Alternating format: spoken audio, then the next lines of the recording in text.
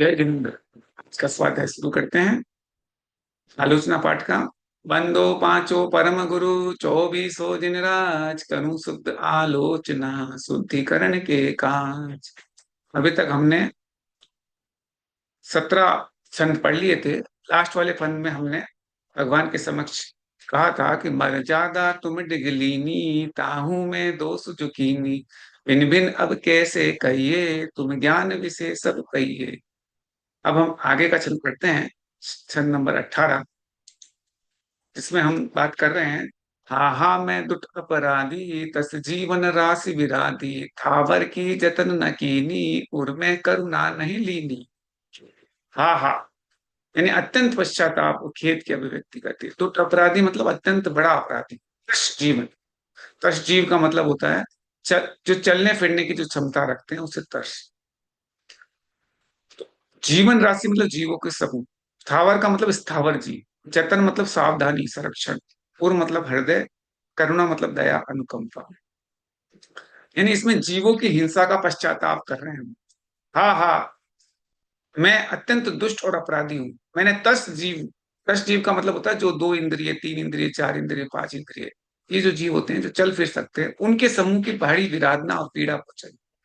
थावर की जतन न कीनी, यानी थावर का मतलब है स्थावर। स्थावर जीव कौन कहते हैं? जो एक इंद्रिय जीव होते हैं उनको स्थावर जीव कहते हैं। ये स्थावर भी क्या होता है? 5 प्रकार के होते हैं। पृथ्वी का एक, जल का एक, अग्नि का एक, वायु का एक और वनस्पति का एक। उनकी हिंसा का वर्णन आगे वाले छंद में किया जाएगा। तो थावर की जतन न कीनी माने सूक्ष्म जो स्थावर जीव है उनकी रक्षा का कोई ध्यान नहीं रखा। उर में करुणा नहीं लीनी, यानी उनके प्रति जो मेरे हृदय में करुणा भाव है उसको धारण नहीं किया। अर्थात समस्या केवल बाहरी असावधानी की नहीं है कि हमने असावधानी करी है, जबकि हृदय में करुणा का अभाव भी है। अहिंसा का जो वास्तविक आधार है वो करुणा है। यदि मन में जीव के प्रति दया और मैत्री का भाव उत्पन्न हो जाए तो व्यक्ति अपने प्रत्येक कार्य में अपने आप सावधान हो जाएगा, अलर्ट हो जाएगा कि बस मेरे को बचाना है। क्यों? अंदर करुणा है तो कहीं मेरे कारण को जीव की हिंसा तो नहीं हो जाए। तो जब करुणा होगी तब आप सावधानी आएगी, थोड़ा सा डिसिप्लिन में चलोगे, थोड़ा सा अच्छे से देख के चलोगे। फिर जब सावधानी आएगी तो अहिंसा पलेगा। अहिंसा पलेगा तो अपने आत्मा की शुद्धि होगी, और जब आत्मा की शुद्धि होगी तब आपका मार्ग प्रशस्त होगा। तो इसलिए करुणा के बिना ये संभव नहीं।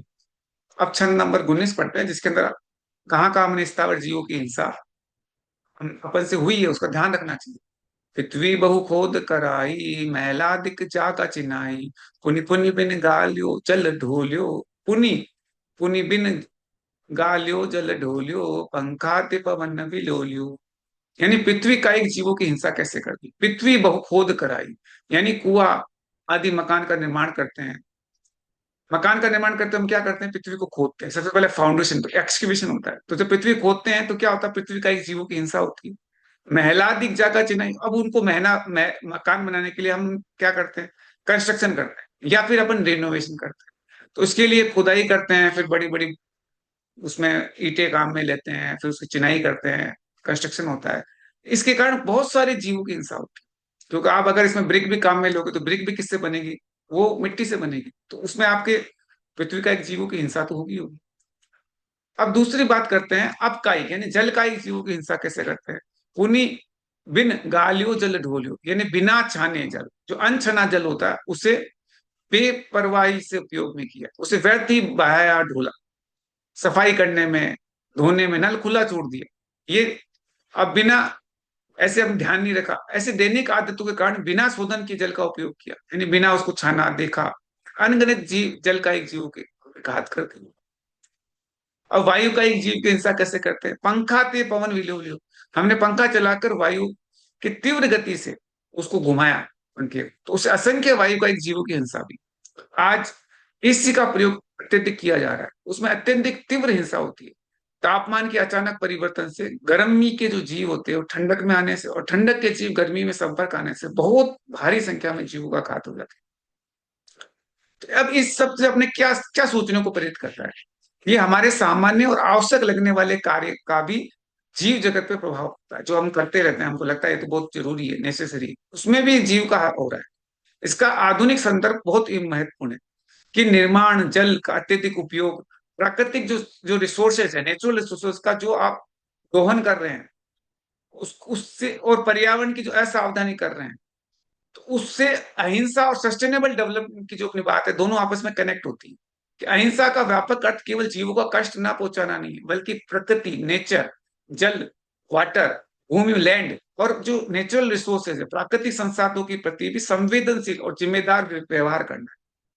निर्माण और विकास, जो डेवलपमेंट की प्रक्रिया में जो भी रिसोर्सेज है, संसाधनों का संयमित, एक संयम से उपयोग करिए, जल का संरक्षण करिए, पर्यावरण का संतुलन करिए, और जो सतत निर्माण, सस्टेनेबल डेवलपमेंट की जो तरीके हैं उसको अपनाना चाहिए। इससे अहिंसक दृष्टिकोण, इसी अहिंसक दृष्टिकोण का आधुनिक रूप है, जो कि एसडीजी, सस्टेनेबल डेवलपमेंट गोल के जो जो गोल है उसको भी साकार करता है। इस तरीके से हम भगवान के समय से पश्चाताप करते हैं कि अनजाने में जो परमात्मा, जो पृथ्वी का एक, जल का एक, वायु के प्रति जो हिंसा हुई है, उन दोष से हम भगवान के सामने क्षमा याचना करते हैं। अब जिनवाणी स्तुति करते हैं। जा वाणी के ज्ञान ते सुचे लोकालोक, सो वाणी मस्तक धरु सदा देव तू दो। हे जिनवाणी भारती तो ही चतु जिन रेन, जो तेरा सरना दे सो आवे सुचे।